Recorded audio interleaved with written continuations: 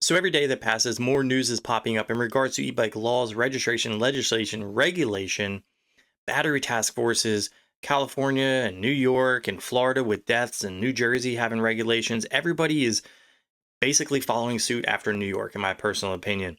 Now, Oregon passes House Bill 4103. It is Trenton's e-bike law after Bend Teen's death. We're going to get straight into it, but before we do, I did read your comments in my previous videos talking about how the audio levels are a bit off and it kind of hurt your guys' ears. I fixed it. Let me know in the comments section below. Let's get straight into it. E-bike laws in the state of Oregon are on the verge of changing. It's a step in the right direction.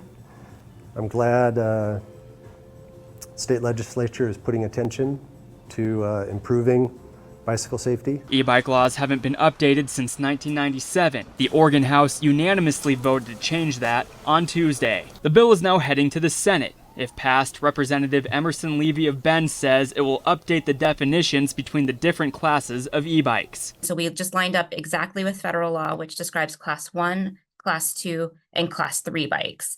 And so now we have definitions, and those definitions are very clear. The bill is called Trenton's Law, in honor of the 15-year-old Trenton Berger who tragically died in an e-bike accident in Bend on the intersection of Highway 20 and Dean Swift Road. What we tried to do in this... I'm going to pause that real quick. So what she doesn't really fully explain is class 1, 2, and 3.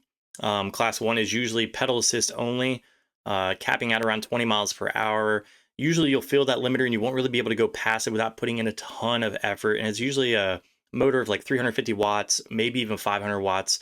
Class 2 is ranging around 500 watts, possibly 750 watt motors, capping you a speed 20 to 25 miles per hour with pedal assist and throttle.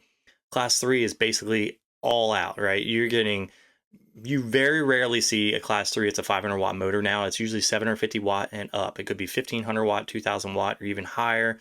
When it comes to the pedal assist, usually you're getting higher newton meters of torque. And I can agree that you want to keep those off of main trails where you would ride any other traditional bike, just because it can be a bit intimidating in some ways.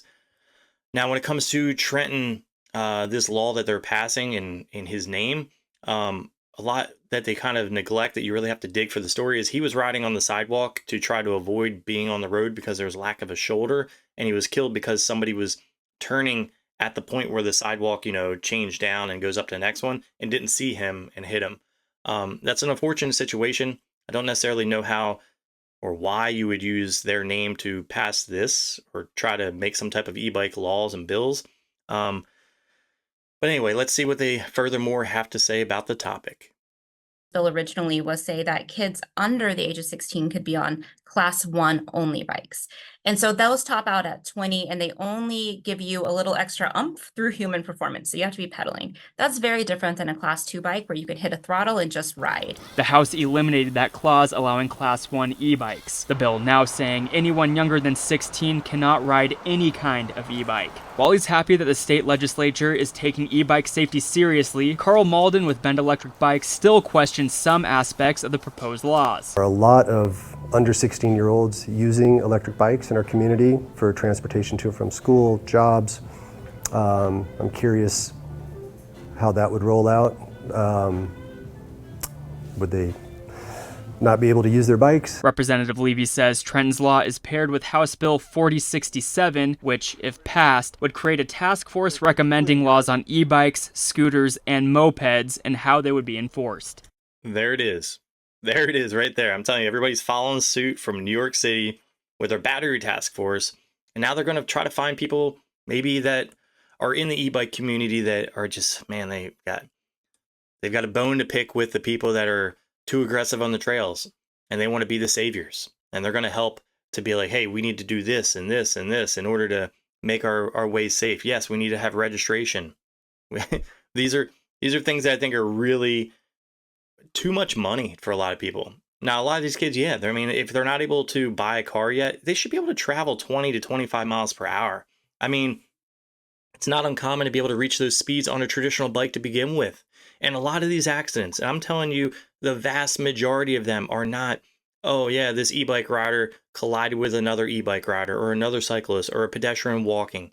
A lot of them are because of lack of awareness with a driver running somebody over. That is 100%, not just my personal opinion, but a lot of the fact-based things that are out there when it comes to these accidents. And a lot of other major accidents happen, but you don't see them reprimanding or passing legislation in order to make things more difficult in those ways. With that being said, I'm going to put this article in the description below for you guys to read on your own, but they basically cover everything that they talk about here in the article in the video you guys just watched. I want to hear your guys' point of view, where you live, what type of restrictions and legislation you see being pushed down the pipeline in your area. I think you're kind of opening a can of worms to where I can understand where they want to have some type of federal understanding of like, this is what a class 1, 2, and 3 are, just so that they can kind of regulate what can be on certain trails. But I don't think that you should be regulating what people can and can't ride depending on your age or any of that stuff, because I know plenty of people that have a driver's license that don't necessarily know how to ride an e-bike better or know more than somebody that's 16 to 17 or even 15 years old on an e-bike. I mean, to say that age plays a factor, I think is wrong. Because I mean, a good representation for me is I come from a BMX background. I rode BMX professionally for the better part of 15 years. And there's so many people that were in their late 30s riding BMX that weren't necessarily as good or with stunts or any of that stuff as somebody that was 14 years old. What does that mean? I mean, he's got more time on the bike. Why is he not better than the 14-year-old? That's just my comparison with that. It could be a number of things. I want to hear your guys' point of view in the comment section below. You disagree with me, put them in the comment section below. With that being said, if you guys are new around here, I put segments like this out at least once a day. Put those post notifications on so you don't miss one when it pops up. If you guys like this video, drop a like. If you love it, hit the subscribe button, and I'll catch you in the next one.